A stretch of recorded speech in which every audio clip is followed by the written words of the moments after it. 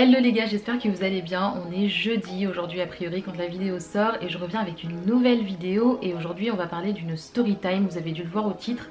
C'est comment est-ce que je me suis fait voler l'équivalent de 150 € en Corée du Sud. Restez bien jusqu'à la fin, vous allez voir l'issue de cette histoire. Avant d'en arriver à l'issue, il y a beaucoup d'étapes et vous allez voir que c'est pas de tout repos. Avant de commencer cette vidéo, n'oubliez pas de vous abonner à cette chaîne YouTube si c'est pas déjà fait. N'oubliez pas aussi de me rejoindre sur Instagram, c'est inessai.yt.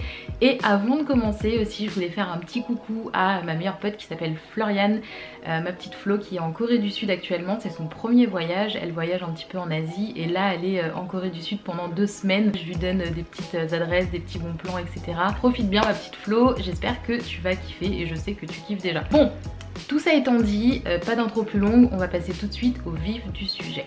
Alors les gars, par où commencer pour cette story time? Bon, on va recontextualiser, on est en 2022. En 2022, je suis partie au mois de mai, du 21 mai au 21 juin en Corée du Sud, encore une fois. Et cette fois-ci, je suis partie toute seule, donc j'ai pas eu de potes qui sont venus avec moi, en tout cas depuis la France, mais j'avais déjà des potes qui étaient sur place en Corée du Sud. Des Français et des Coréens et des Coréennes. Donc cette story time se passe un soir assez classique où je suis sortie dans un bar avec des amis, où après on est parti en boîte, etc. Assez simple comme soirée, enfin très franchement rien de particulier. On était au B1, pour ceux qui connaissent, c'est une boîte qui est à Hongdae et qui est très sympa d'ailleurs, franchement. Si vous avez l'occasion d'y aller, c'est assez cool, il y a de la musique très sympa, c'est plus hip-hop pour le coup, pour ceux qui aiment. Et ce qui s'est passé, c'est qu'au B1, on a rencontré des gens, on a rencontré un groupe de garçons et de filles avec qui on s'est bien entendu. Moi, il s'avère que je me suis vraiment très bien entendue avec un des garçons, qui est un garçon coréen. Pour la story time, on va l'appeler Eddie. Je sais pas pourquoi Eddie, mais bref. Passons, en tout cas Eddie, donc on s'est bien entendu à cette soirée, c'était très cool, on était avec nos groupes d'amis qui ont bien sympathisé, etc. Il s'avère qu'au bout d'un moment, nos groupes d'amis étaient fatigués, ce qui est logique, mais moi je sais que j'aime bien faire la fête jusqu'à très tard en général, même pas forcément boire beaucoup d'alcool, mais juste j'aime bien danser, j'aime bien faire la fête et tout, donc je reste assez souvent tard en soirée. Mes potes étaient fatigués et les siens aussi, donc on a passé une partie de la soirée, en tout cas la fin de la soirée, tous les deux dans la boîte. Après on a changé un petit peu de boîte, etc.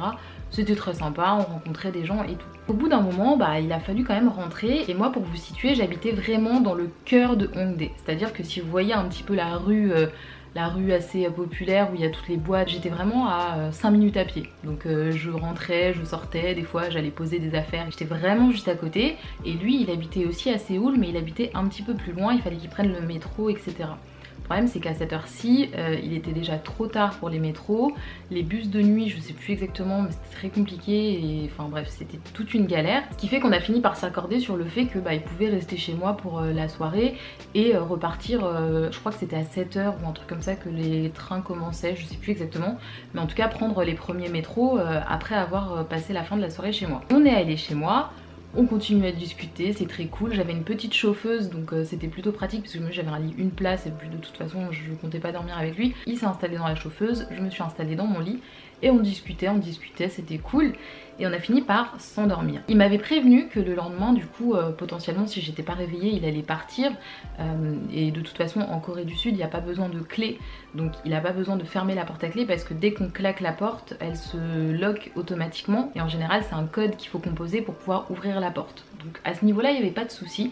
Il pouvait partir, il n'y avait aucun problème. J'aurais bien aimé être réveillée quand il partirait, mais le truc c'est que j'étais tellement fatiguée qu'honnêtement, j'ai dormi à un moment donné et quand je me suis réveillée, il était déjà parti. Je commence à me réveiller, je commence à me lever et tout, à commencer ma petite journée. Et très honnêtement, au bout de 15 minutes où je faisais un petit peu ma vie, etc., je sais pas pourquoi, mais on sait jamais pourquoi dans ce genre de moment, j'ai eu un petit, vous savez, un petit instinct qui m'a dit ok, vérifie quand même un petit peu tes affaires, on sait jamais. J'avais toutes mes affaires qui étaient rangées, par exemple mon PC, mon appareil photo, enfin ma caméra avec laquelle je filme, etc., qui étaient rangées dans mon armoire, donc j'ai checké, tout était en place, rien n'avait bougé.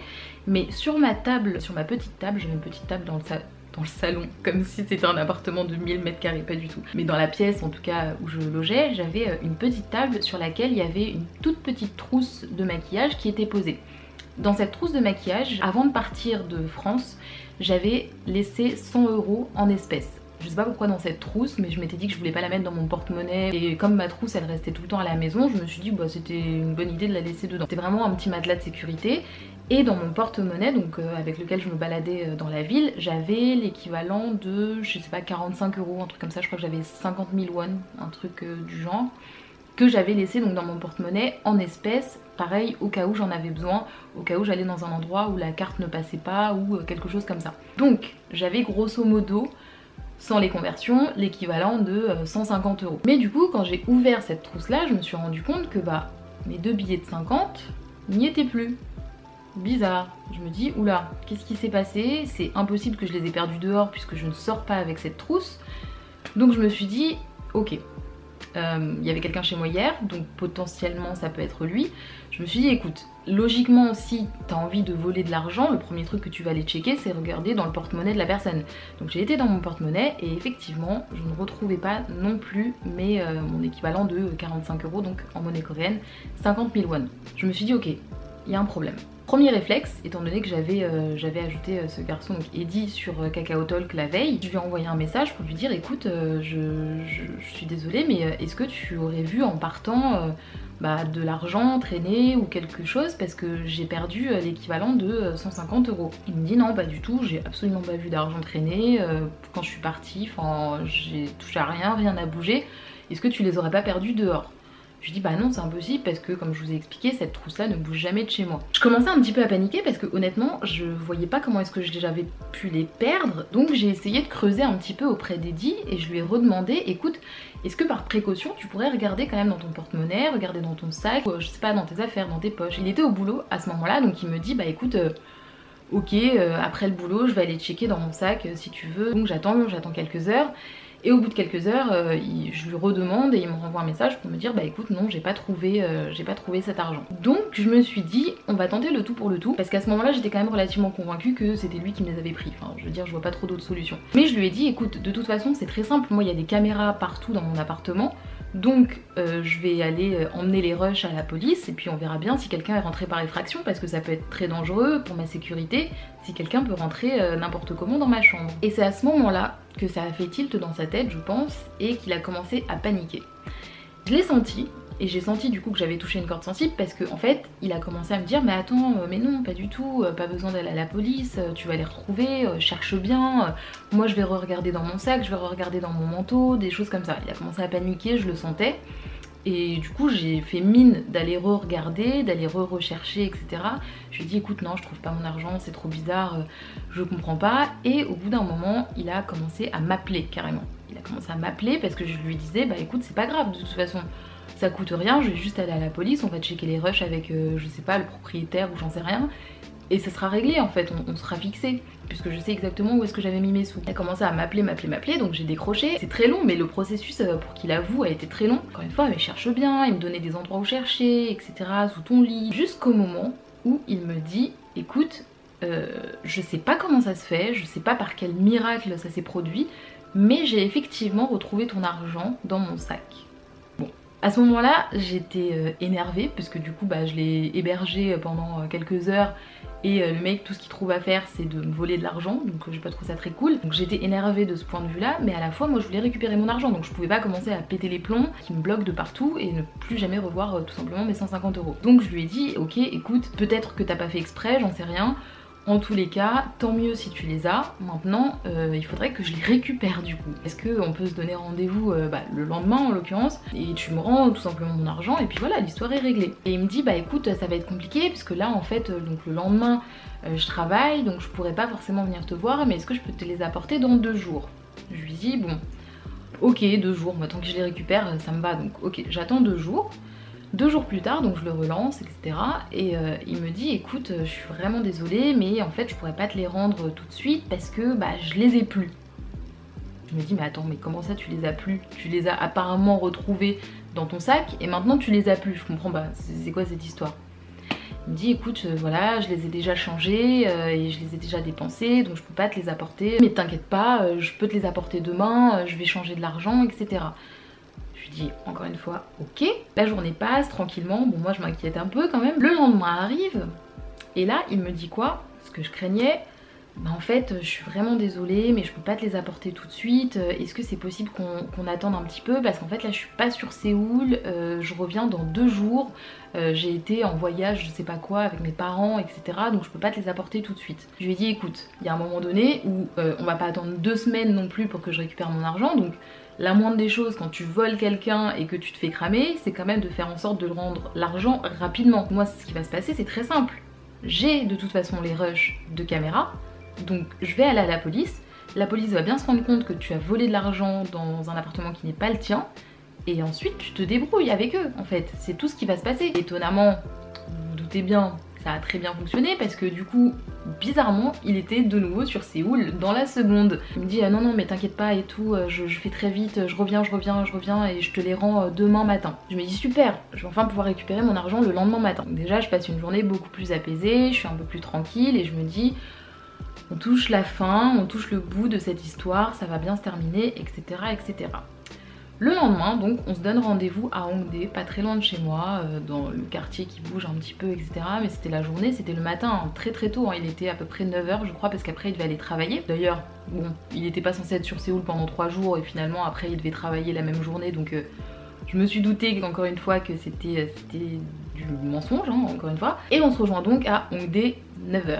Pétante, j'arrive au lieu de rendez-vous, des gens galèrent à se retrouver, ça devient très compliqué, je trouve ça très très chiant, mais je prends mon mal en patience parce que je veux juste retrouver mes sous en fait. Il y a un moment donné où ça commençait à me peser. J'arrive devant lui, je le regarde, il me sourit comme si tout allait bien, bon ok, mec tu viens de me voler 150 €, donc je sais pas si t'es vraiment en position pour me faire des grands sourires etc. Moi je me dis quoi? Je me dis que ça va être très rapide, il va me donner mon argent et fin de l'histoire.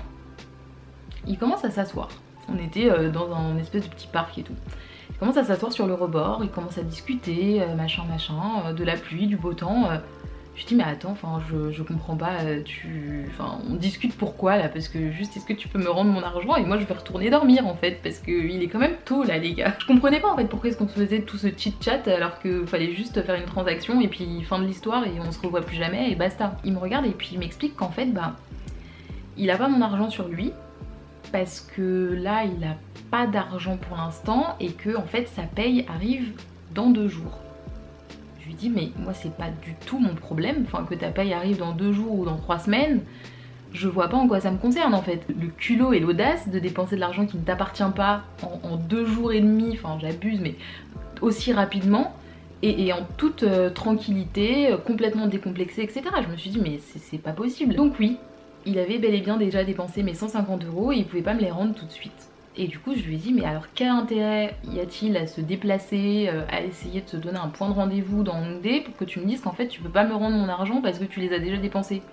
Et il m'explique que voilà, il avait peur que je parte du coup porter plainte à la police et que il préférait me le dire de vive voix pour que je vois qu'il a pas disparu etc.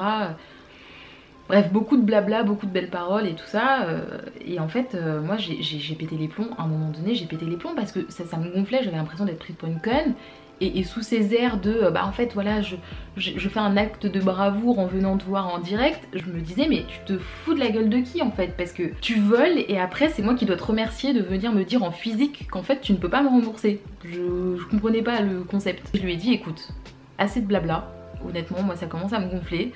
Enfin c'est de l'argent qui est quand même important, c'est de l'argent que j'avais pris en sécurité au cas où par exemple ma carte bleue ne passe pas ou des choses comme ça, et dans un pays qui n'est pas le tien, quand ta carte bleue ne passe pas, je parle un peu coréen et tout, mais aller à la banque ou aller ouvrir un compte, j'ai même pas de compte en Corée, donc aller ouvrir un compte bancaire ou aller faire je ne sais quoi ou tout un tas de démarches pour avoir une carte bleue ou tirer du cash sans carte bleue, c'est compliqué. Même si j'ai des potes sur place qui pourraient me dépanner, c'est pas le problème, mais juste, enfin je suis pas censée en arriver là parce que justement j'ai pris mes précautions et j'ai prévu du cash. Du coup je lui ai dit écoute, il n'y a pas de délai supplémentaire, je pars à la police de suite. J'ai déjà expliqué de toute façon la situation à une de mes potes, on va prendre les rushs de la caméra et on va aller tout simplement à la police en fait pour déposer les rushs. À ce moment là il a commencé à faire toute une scène, en plus on était en plein milieu de Hongdae les gars, donc enfin, vous voyez comment c'est Hongdae, bon il était tôt donc il n'y avait pas trop de monde mais quand même il a commencé à se mettre à genoux, et vous savez à quel point c'est fort en sens quand un coréen se met à genoux. Du coup j'étais hyper gênée parce que je voulais pas que ça prenne cette tournure, mais en même temps il était en tort, donc j'étais pas censée me sentir gênée, mais en même temps je me sentais gênée parce qu'on fait ça en plein milieu de la rue et tout. Enfin un mec coréen qui se met à genoux, je suis une étrangère, donc forcément on attire déjà l'attention de base. J'avais pas envie qu'on attire plus l'attention que ça, etc. Donc j'étais très mal à l'aise. Je lui ai dit bah, écoute non mais lève-toi, juste, enfin je suis désolée mais en fait là si tu me rembourses pas je vais forcément devoir prendre des décisions et aller à la police. Et en fait il a commencé à me supplier en me disant que s'il va à la police je vais lui ruiner sa vie parce qu'en Corée du Sud c'est très grave si tu commences à avoir un casier judiciaire, etc. Et que du coup je vais lui ruiner sa vie, qu'il va me rembourser mais vraiment qu'il faut que je lui laisse juste 2 jours le temps de se faire payer, qu'il va me rembourser vraiment, qu'il me le promet, etc. Et je l'ai joué sur la corde entre guillemets du je vais aller à la police, je vais aller à la police. J'ai senti que ça avait l'air d'avoir percuté et qu'il prenait la chose très au sérieux. Parce que chose que j'ai oublié de vous dire, au passage d'ailleurs, je profite de ce moment de la vidéo, j'espère que vous êtes encore là, c'est pour ça que je vous hésite pas à partir de la vidéo. Faut savoir que je lui ai dit que j'avais les rushs de caméra, c'est faux. J'ai pas de caméra dans mon appartement, j'étais dans un Airbnb, il n'y a absolument aucune caméra. Donc en fait tout mon argumentaire, mon point de pression était basé sur du vent. Donc vraiment à tout moment il disparaissait dans la nature, mes 150 € je les revoyais plus jamais, j'avais aucun moyen de faire pression, aucune preuve, rien du tout. Mais bon, ça il ne le savait pas pour le coup, c'est ce qui m'a sauvée. Du coup au bout d'un moment, à force de négociations, etc. je lui ai dit écoute, ok, tu vas me donner ta carte d'identité, je vais la prendre en photo, et comme ça, tu peux pas t'échapper dans la nature, te volatiliser parce que de toute façon j'ai ta carte d'identité, si on a les rushs sur la caméra on verra bien que c'est ta tête et avec la carte d'identité bah évidemment la police pourra te retrouver et comme ça il n'y a pas de problème. Paniquée et de peur que j'aille à la police tout de suite, s'il refuse du coup de me filer sa carte d'identité, bah évidemment il me l'a donnée, je l'ai prise en photo, je lui ai rendue et je lui ai dit écoute ok dans 2 jours je veux que tu me rendes mon argent. Et du coup on s'est séparés ce jour-là sur ces termes là. Donc le temps passe, j'étais déjà un petit peu plus rassurée parce que du coup j'avais sa pièce d'identité, même si comme je vous l'ai dit factuellement je pouvais rien en faire, mais ça il savait pas. Et du coup 2 jours plus tard on se donne rendez-vous à nouveau à Hongdae à peu près aux alentours de 9h30 et je le vois donc arriver avec un gros paquet d'ailleurs de, comment ça s'appelle, de pas tous les jours l'autre, Paris Baguette, de Paris Baguette, un gros paquet avec un gâteau et tout de Paris Baguette, et il me rend mon argent du coup tout en won, mais on avait fait la conversion, c'était pas très grave si je récupérais pas des euros, et il me donne un cadeau du coup pour compensation entre guillemets, un gâteau qu'il avait acheté du coup quelques minutes avant chez Paris Baguette pour se faire pardonner. Donc voilà, écoutez c'est la fin de cette story time, j'ai récupéré mon argent, on a arrêté de se parler par la suite et aussi je lui ai vraiment fait la morale pour le coup sur le fait que je pense pas que ce soit une mauvaise personne mais c'est juste que on peut pas faire ça en fait, on peut pas faire ça pour plein de raisons parce que déjà voler ça se fait pas, premièrement ça je pense que c'est le b.a.-ba.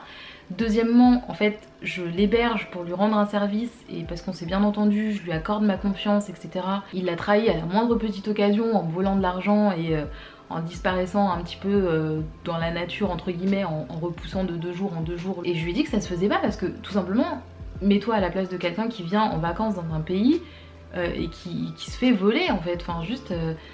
Donc je suis un peu mitigée par rapport à cette histoire parce que comme je vous l'ai dit ça avait pas l'air d'être une mauvaise personne, il aurait très bien pu disparaître dans la nature, ça c'est clair et net, mais dans les faits je pense qu'il a compris la leçon et que la menace à la police aussi lui a fait très peur, très franchement, parce qu'il avait l'air très paniqué quand je lui ai dit ça. J'espère en tout cas qu'il le refera plus, je pense qu'il le refera plus, j'espère. Mais ouais, story time qui finit bien mais qui était pas très cool parce que pendant quelques jours j'étais pas hyper sereine. Après bon voilà, c'était pas non plus une somme astronomique, 150 € c'est beaucoup d'argent certes, mais je veux dire c'est pas, moi étant donné que c'était une somme de matelas, c'était pas la somme avec laquelle j'avais l'intention de vivre ou avec laquelle j'avais prévu des projets en Corée. Donc même si je me l'étais faite voler de façon définitive, j'aurais archi eu le seum, ça c'est clair et net, j'aurais pas du tout été contente. Mais ce que je veux dire c'est que mon voyage pouvait quand même se dérouler. Donc voilà, morale de l'histoire, mais bon ça c'est pareil dans tous les pays de toute façon, hein, c'est pas qu'en Corée et c'est pas qu'en France, mais c'est une bonne preuve aussi qu'en Corée il faut faire attention et je le sais. Je sais qu'il faut faire attention, c'est quelque chose qui aurait pu se passer en France très franchement, j'ai pas du tout minimisé la gentillesse ou la méchanceté des Coréens etc. Et il n'y a pas de généralité à tirer de cette histoire, mais en tout cas faites hyper attention parce que vous savez pas, en plus là c'était de l'argent, il aurait très bien pu me voler aussi je sais pas du matériel, j'avais mon PC, j'avais même ma caméra et tout, on sait jamais en fait, on sait tout simplement jamais. Donc faites attention, ne faites pas du coup comme moi, n'invitez pas les gens genre pour passer la fin de soirée, ou faites-le. J'ai pas envie de... je sais pas. Je suis un peu mitigée en fait sur cette fin parce que à la fois j'ai pas envie de devenir une personne ultra fermée, ultra aigrie et tout qui rend pas service alors que bah simplement là je l'ai juste hébergé pour quelques heures pour qu'il puisse aller prendre son train après. J'ai pas envie de devenir cette personne qui le fait pas parce que tout simplement tu te méfies de tout et de tout le monde et tout. Et en même temps il faut savoir que c'est des choses qui arrivent et il faut savoir prendre ses précautions.